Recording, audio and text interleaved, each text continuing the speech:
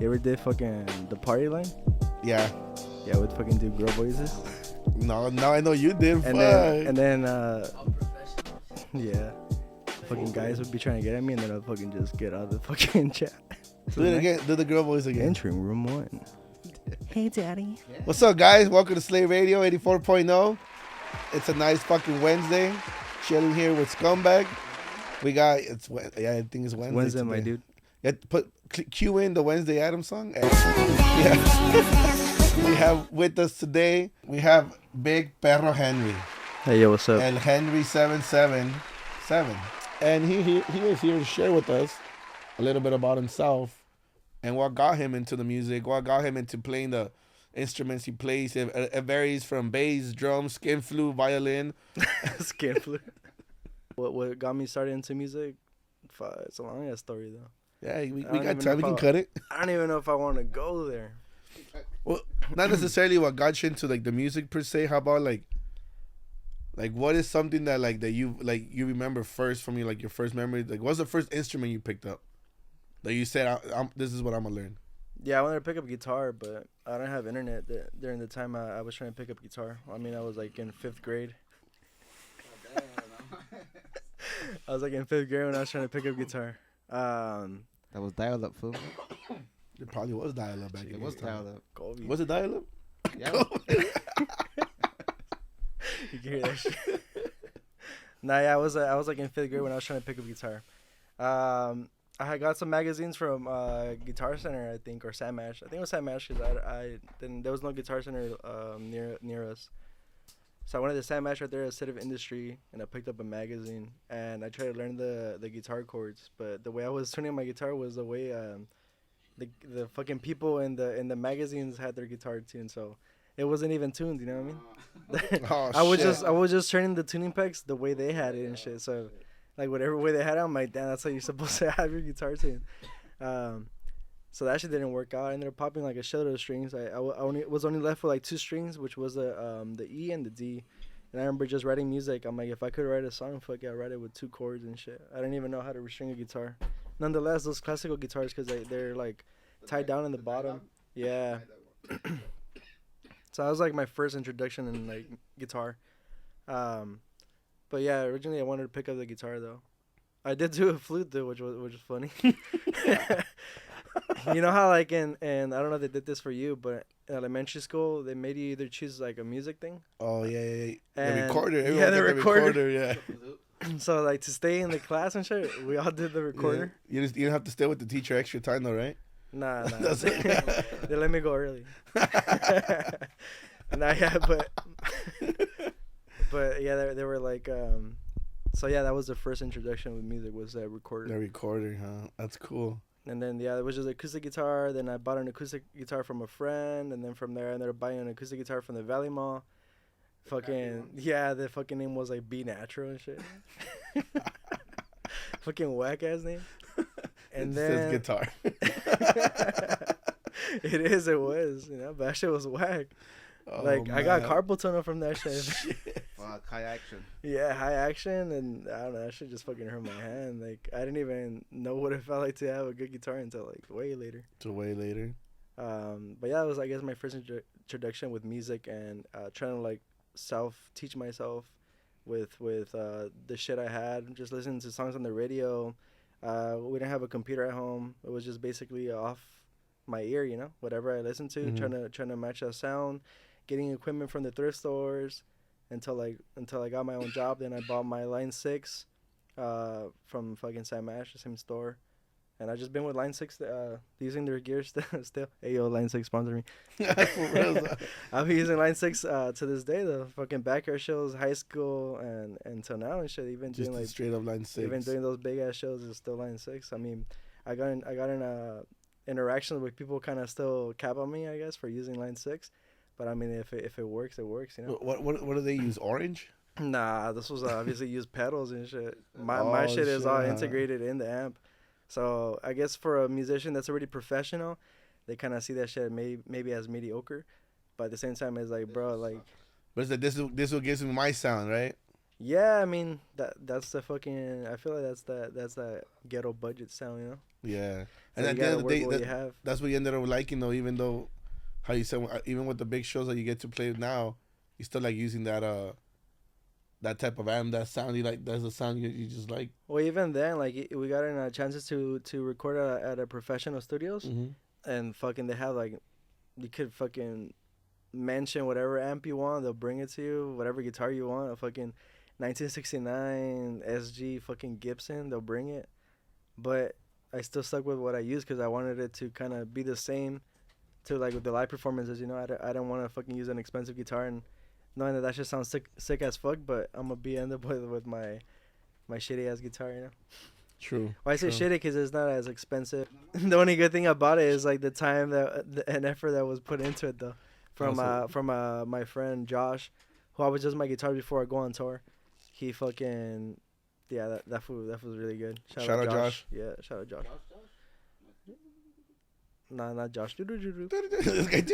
Nah, his business thing is home wrecker pickups, home wrecker music. Sick. Yeah, food does all my shit. So.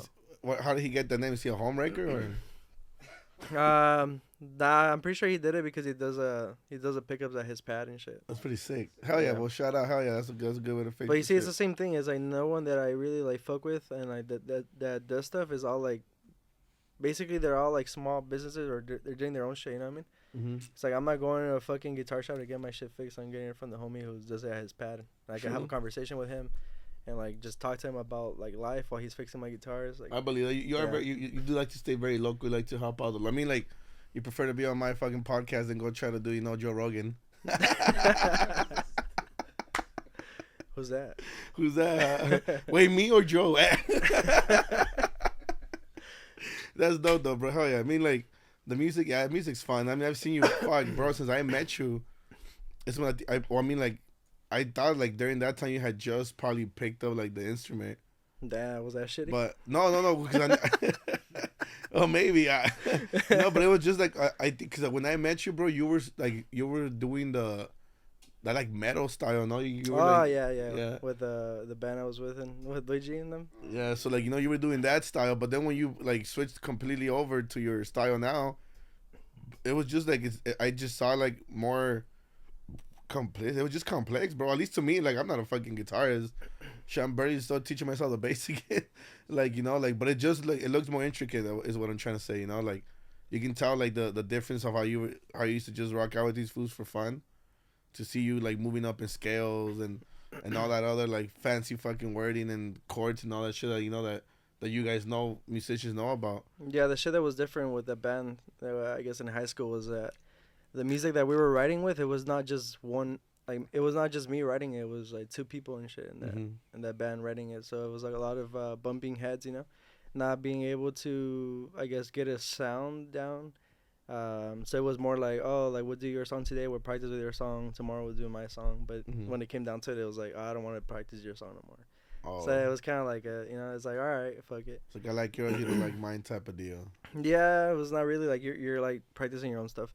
Until like I was writing songs like that, like probably wrote Daylight Moonlight during high school, honestly. But I didn't perfected it till like the end of it, like the end of high school or like when I started jamming out with Jose, cause there was a lot of shit I was adding and then a lot of shit that I ended up taking away. Cause at the end of when we started rehearsing with Jose, it was just drums and guitar and vocals. So I had to take a lot of the stuff that I wanted to add, which was extra layers of guitars. I ended up having to remove them all and just kept the simplicity of it, of the strum of the chord, and then just the drums kind of filling in as that beat, as that rhythm. And that's a shit that I couldn't probably do with the other band and stuff. So that's why I feel like it was more like me in some way. Like I had more of a voice, yeah. Yeah, just one idea. So it was way easier to kind of write and make it complex because there's not another person kind of telling you like, nah, we should do this, and a lot of bumping heads, with creativity. I mean, it's like everyone's gonna be different at the end of the day. Like creative wise, people have a different vision, and it's just finding someone that does a different part of an instrument, but has a same like mindset. I guess that was Jose, He was down to like fucking go all out with music and fucking do all this shit even though we're not getting paid. It's kind of like that crazy idea. The same reason why you guys are doing this podcast too in some ways. Like whatever comes from it comes from it. But it's like at the moment, this is good. You know. Yeah, this is good. I mean, yeah, exactly. And I think that's like one of the best mentalities to have when you are starting, or even once you probably even made it in anything. You just like, I guess, don't get like too comfortable. No, yeah. you That's know? something that I'm trying to always avoid. Like thing that's hard from being home is like you're touring. That's just like obviously you're productive every day. You get home, you get comfortable because you know it's not gonna be like that. But what I try to push myself is like trying to either pick up a fitness hobby, which is like boxing, or trying to better myself by learning a software, which is that fucking class I told you I was taking. That Pro Tools. A Pro Tools class. Yeah, class to actually get I guess involved in that software and like learn it, so I could start mixing and recording our own songs. Yeah, and other people like if other people want to record their band, like I'm there. You know. Little demo. I mean, like at the end of the day, you do want to start your own. Oh yeah, with Jose. Right? Yeah, Jose. well, I mean, we were still putting out our music with that little name and shit, Daycare Records, but eventually, trademark is trademark. Don't even think about it. Yeah, yeah, but eventually it's like, yeah, we want to put it and make it bigger, or like, because kind of the way we had it before on Spotify. I think for the first two albums it says that it says like Daycare Records. I don't know if it says LLC or something or copyright, whatever. Yeah. What's crazy about like internet shit is like once you put it on the internet, it's kind of copyright already. It's kind of weird. True. Yeah, because you kind of just claim it. No, you just go back. I posted it first. Yeah. I have it.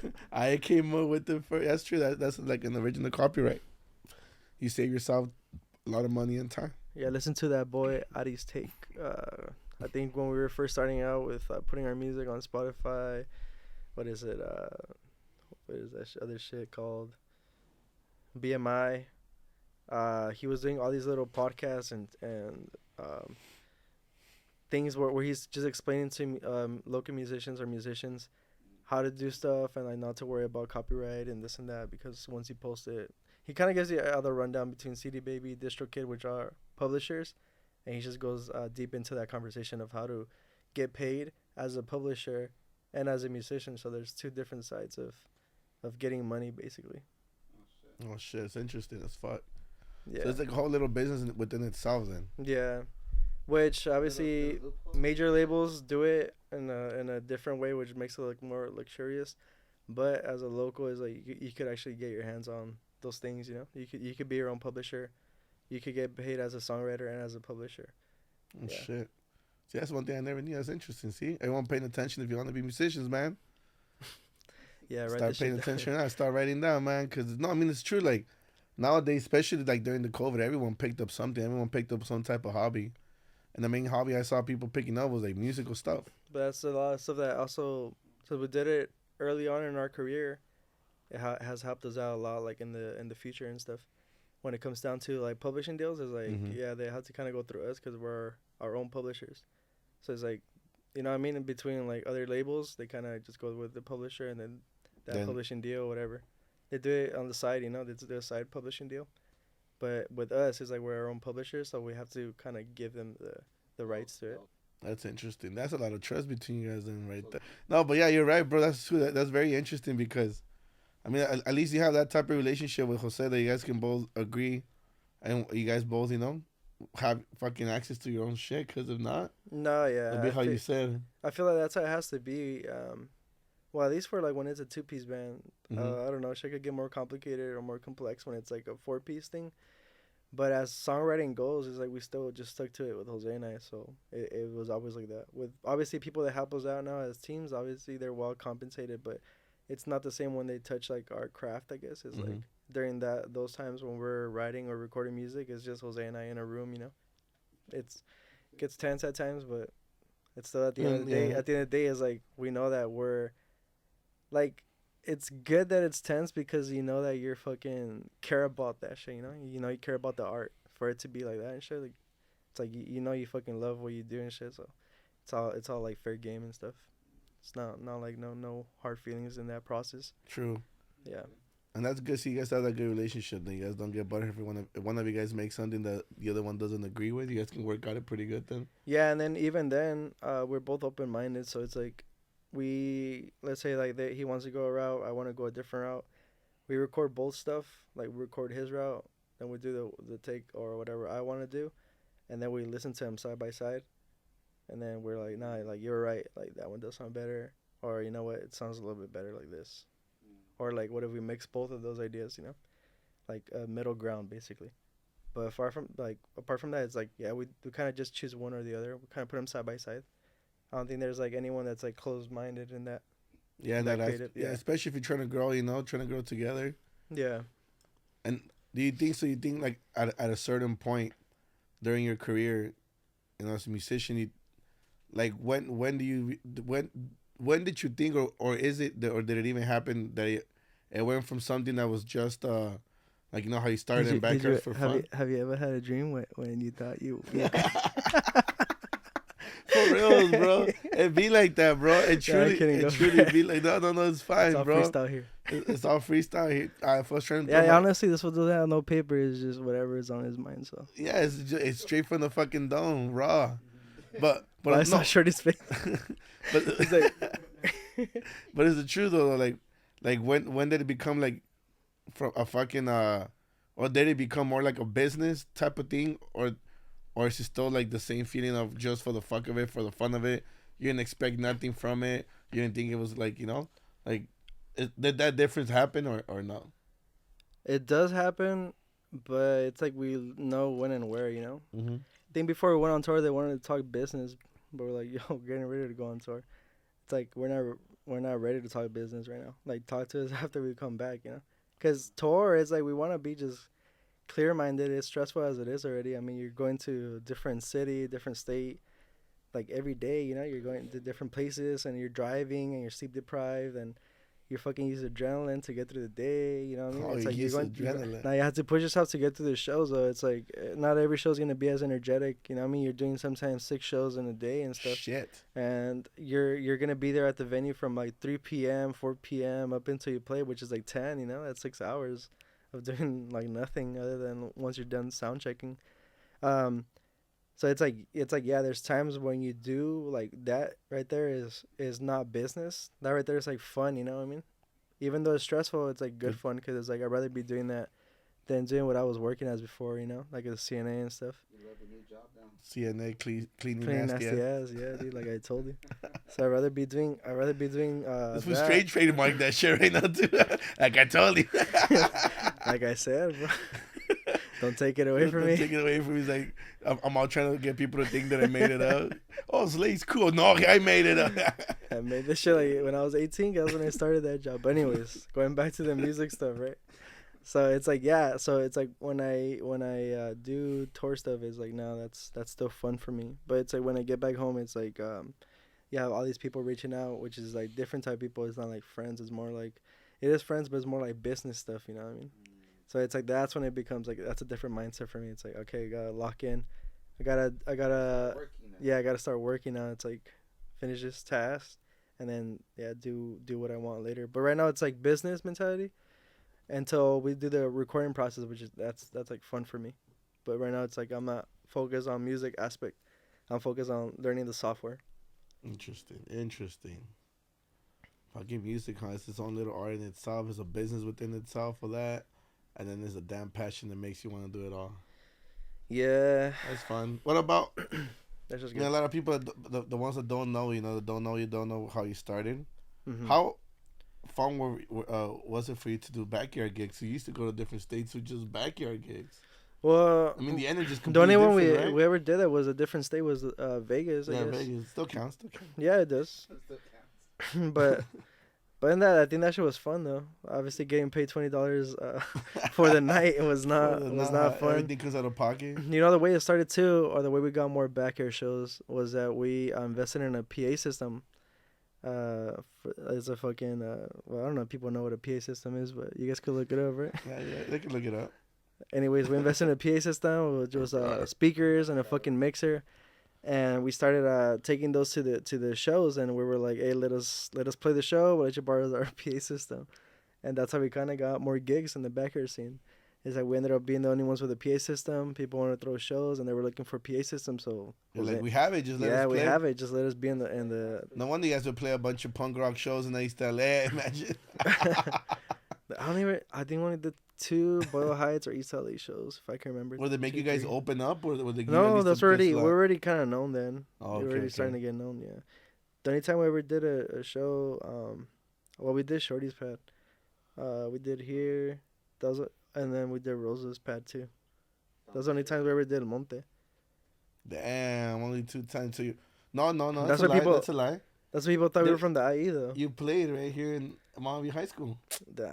That's a backyard. Inside the school. That's a backyard in itself. Look at that shit hole. That's a side yard. That's a luxury right there. Hey. That's fucking security. I know how you guys. No one's raiding that shit. The cops are involved. Nah, then I was gonna say that. Like they actually protect you. For real. Nah, but I was gonna say that what was I saying? That the times since we did a lot of fucking IE or Empire shows, people thought we were like locals from that scene, you know? They thought we were from there. They don't know we were from El Monte. I think people still don't know that we're from Monte at times, I feel. Or from LA, because they're like, come back to LA. It's like, but from Monte, I don't know if there was any local bands that really inspired me, but I think what inspired me kind of was to get out of that scene, because every show that was going on was just punk, ska. That shit was too repetitive, you know what I mean? Punk, ska, punk. It's like every band was like ska that. versus punk. Then the next week, punk versus ska. It was what was it? 1 for 3 or 2 for 5. The deals you guys would have. Oh, the deals. Those shits are hilarious. $10 per person now, wherever. I know how not even the backyard shits. Yeah, even those shits feel the economy right now. That's how you know from Monte shit when you start trying to make deals to the people. 1 for 3, 2 for 5. Like, and then the jefa selling quesadillas off our comal right there, bro. There are some things that obviously were man created, like straight from basura. Like broccoli. Did you know that? But like mota is a plant. Did you know that broccoli is man created though? Yeah. Is it? And weed isn't. Shut the fuck up. Yeah, I'm being serious. That Harry got some good Google facts right now, guys, right here. This is the kind of Google. I'm gonna call you Google. Look it up. For real? Was broccoli man-made? I'm gonna look stupid as fuck right now because I'm gonna look it up. Well, all right. So you can't grow that shit in the ground or what? Dude, he might be right because I just put was broccoli, and then before I even spelled out broccoli, says man-made. Read it to him. While there are many edible plants that can be foraged from the damn, hey, English is not my first language, fool. This is like school all over again when they will pick me to read. No. Hey. All right, here we go again. I'm gonna redeem myself. While Got that semen out your throat, fool. hey, fool, shh. What happens on break stays on break, fool. All right. While there are many edible plants that can be foraged from the wild, mushrooms, asparagus, and onions, among many others, broccoli isn't one of them. Broccoli is a human invention. It was bred out of wild cabbage, plants, barisca, and or la beta puta verga. I don't know what that says, but it's like something, bro. I'm gonna just say it. I might be dyslexic, but at the end of the day, dyslexics. I'm confusion. But yeah, damn, holy shit, that is actually pretty fucking trippy. Dyslexics. Yeah, but overall though, is that broccoli is man-made though. Yeah, it's like broccoli resulted from breeding of landrins, barisca crops in the northern Mediterranean, starting in about the 6th century BC. That shit was a long ass time ago. God damn, that holy shit. So anyone that parties out there, you know, like, it's very important to remember you do gotta stay on balance, and none of us are always on fucking balance. I'll be straight up, bro. I'll have nights that I probably push something a little more than others, you know. But at the end of the day, when it comes to balance, the aspect is like during the day, if you're gonna drink, or if you're gonna snort, or if you're gonna smoke, if you're gonna inject, whatever the fuck you're gonna do, right? You probably do gotta remember you're the one putting that in your body. That shit's not really forcing its way in you. Wait, what's wrong with snoring? What you said? No, snorting. Snoring is everything wrong with it. Yeah, imagine all the girls right now. They're like, "Boo, fuck that fool." I've slept with them. I know he snores. Oh shit, we can cut that out. That's why I love that. I love that because I can cut anything out. I ain't cutting shit out. What Hey, the fuck? fuck you. Why do you think all these things were created? What is your aspect? How do you see that? What's your aspect on that? Throw him a bottle if it. You know what? I honestly don't know, but I feel like there's that the bottle crack. Throw him the fucking bottle on his head. Eric, $5 if you smack him. Hit him with the Kama Sutra. Just kidding. No, honestly, I don't know. I feel like these items were kind of created in some way at times to relieve that stress of, I don't know, human nature. I feel like Aztecs and everyone's kind of doing all this like different shit. You know what I mean? That wasn't making them sober, but they didn't even know about it. Wait. You know how? On a quick one. Sorry. I know because we just mentioned all civilizations, right? Do you think whatever they were using or making to get themselves high was more natural than what we have now? Because it was. Right? I feel like it was. So is like, it bad? Like, you know how Navajos they have like peyote? Uh-huh. Like that's considered a drug. Like you could fucking hallucinate with that. Yeah. That's what I'm saying. Some crazy food lick the tall ones too, and. But I don't feel like they're doing that shit like constantly. You know, where it's like they can't fucking. It's like that balance. You know, it's like I think there was a ritual time they would do it. I mean. And it was more like of a spiritual bonding. You know what I mean? I don't feel like they were like fucking every day. You're right, shit. because like okay, so look, isn't it crazy though? Because if those old civilizations really were like really high and fucked up, is peyote, ayahuasca, and all this shit that like these people were like doing, right? They were very precise motherfuckers then, because look at the shit that they made. Scientifically, it's impossible for them to do the things that they did, and they were fucking high. So, you know. Oh, you know what I mean? It's just wild. It's a wild thing. But I do understand more to your point of view. Sorry, I just want that shit just trips me out. About what?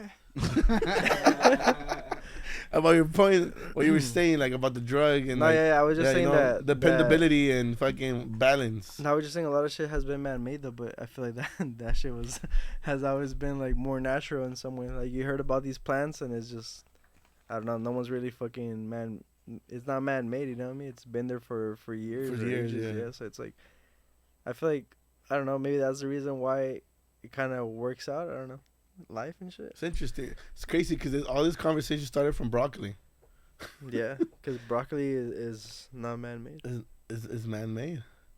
Oh yeah, you're right. It's man-made. It's man-made. It's not natural. It's not. Damn. When people find their sobriety, even though they're not really sober because they still have other vices, but when they find their shit and then you start like trying to bring others down just because they still like to do, you know, they have to smoke a couple joints or, you know, have a couple beers or have a couple líneas, you know, like I it all goes back to balance. If you could balance, do it. Like when people go vegan. Oh, Dad, now we're going into some deep shit. Now Peter gonna come after us on that one. Well, I'm saying that because I was kind of in that mindset, you know. I was kind of just not eating meat, so you kind of feel that way. They're trying to appeal to meat eaters, right? Because I could actually talk about it because I was vegan. Oh, there we go. Here we go. That's why I said it. All right, I could let's go, actually talk let's go. about it because I was vegan for like 2 years, maybe 2.5. So I could talk about it because the reason is it's easier to appeal to meat eaters. What it's similar to, like, you know what I mean? So it's like if someone's going there. So it's a propaganda.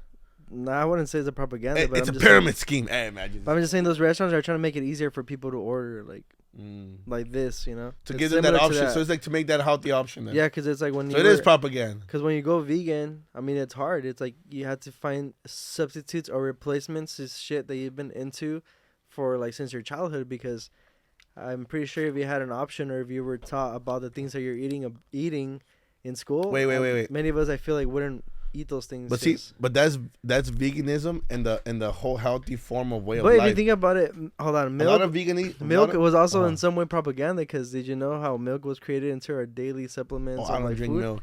No, but the reason why it was added to like our daily like food almond milk, yes. intake though was because of, so they created all this milk and then the military. What the fuck, Shorty doing on my fucking mic, bitch? Fuck, he's propaganda. He's working for the government. He's good for the government. Look at the hat he's wearing. Look at that hat. No wonder.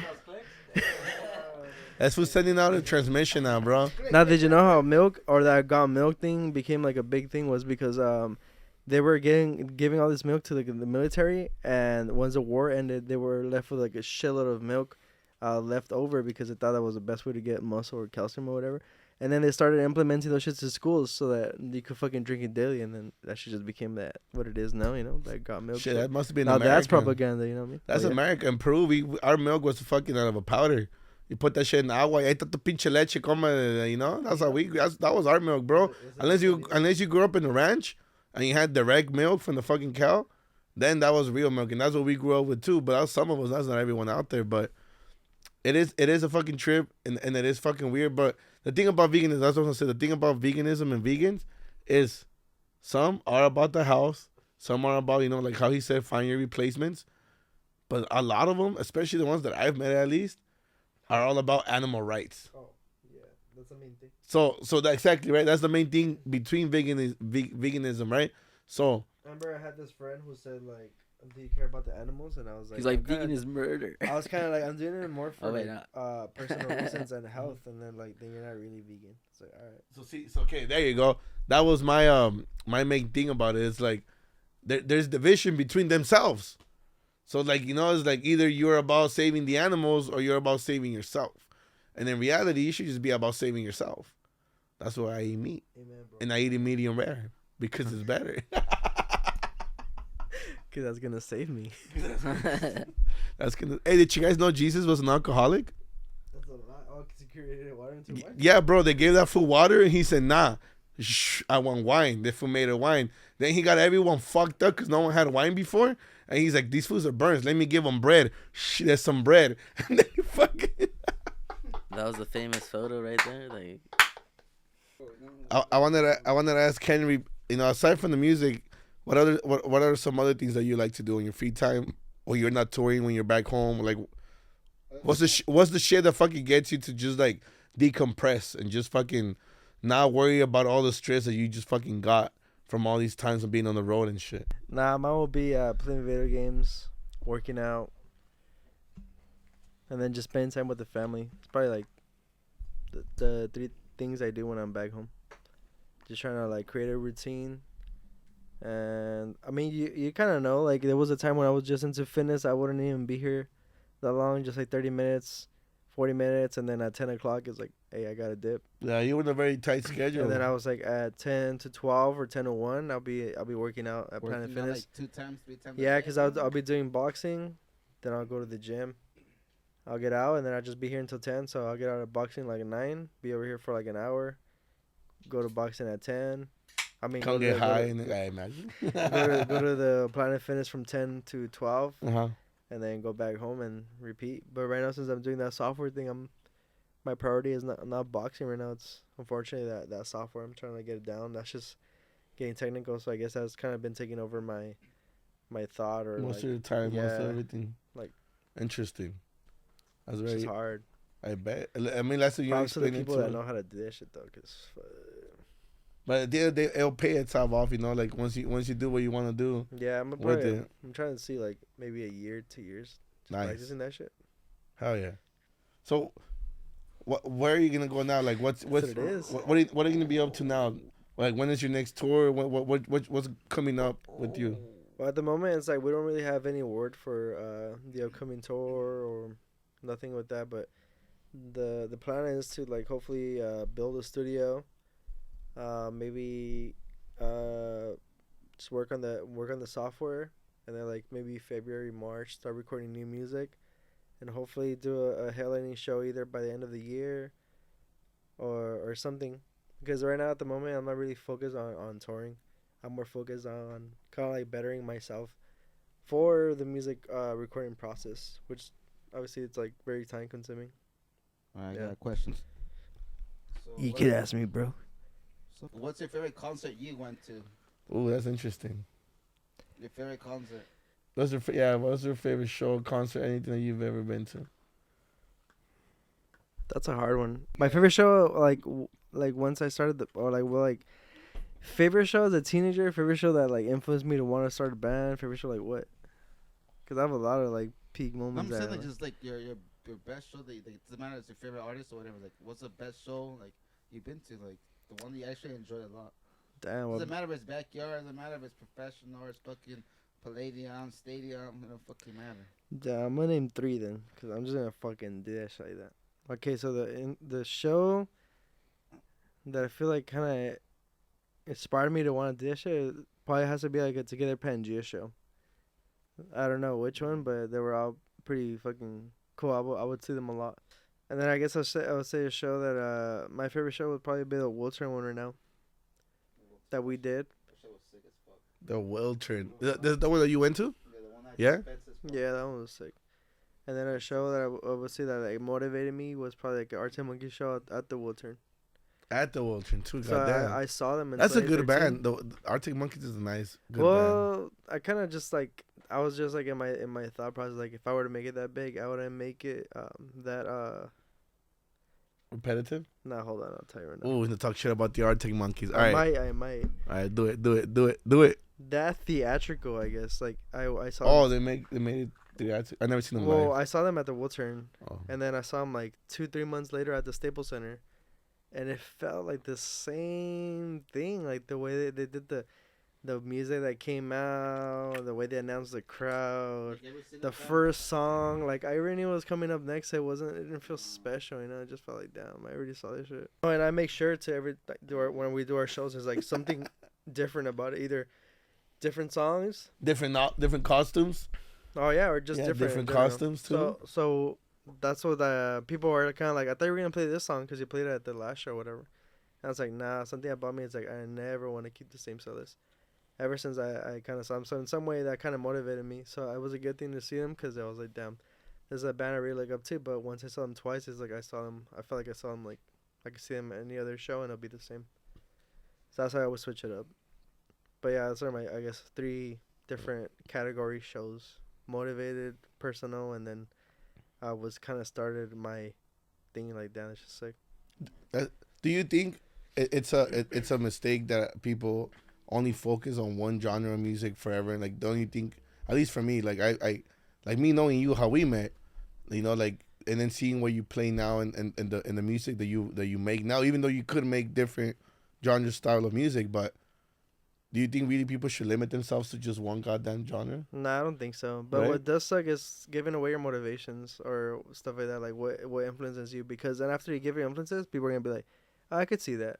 Oh, I Mhm. could hear that. And But it's see, like, but what it makes it is like boring, you know. It's like people Yeah. just fucking be like, oh yeah, this fucking they copy this and that, you know. What I mean, they don't really go based off what they actually hear. They go based off what they heard, and then they're like, oh yeah, I could see what the they think they influence. know, right? And it's like if you could see the influence, then what did you say before? Before I even said it, you know what I mean? True. And Shit. most of those people can't even play shit Yeah, I mean, when it Maybe happens. ask Like- people like in another Slay. ask people in another 60 years, they probably wouldn't even compare us to like any of the bands I had mentioned already. You know, they probably Exactly. think that we're our own thing, but they don't even know about the influences that we. Now you guys we definitely you definitely pushed that genre of music that you were doing like into a whole different level, especially how we talked about earlier with that whole Burger Records shows and the bands that used to play with them. Like, you know, it was just completely different. But fuck, man, it's been really great to have you here, bro. Thank you for coming on. Hey, bro, I'm not leaving yet. Yeah, no, but we are. But hey, But we're not done yet, one bro. thing. Hey, wait. Hey, we're not done. I do want to ask Henry one thing. I want him to play that song I'm right gonna now. leave already, Just bro. right now. Hey, No, thank you just for play having me. right now. Just grab that guitar. Oh my god. All right, guys. Well, fuck it. Thank you guys for listening to us tonight. Yeah, maybe next time. Next time I'll do a song. Sure. It was a fuck. Thank you. Honestly though, thank you for coming on. Thank you for talking with us. Thank you guys to Safari Boys. Safari Boys, fucking Gator, Hey, yo, Eric, Safari Boy. Eric Gill, Safari boys. and then the scumbag, man. Thank you guys all for listening tonight. Hope y'all have a fucking dope ass day, dope ass night, and balazos to your neighborhood. Peace. There we go. That was a good one. That was a fun one. All right, Hey, now actually, you know what's can we funny? start the real one now? Hey.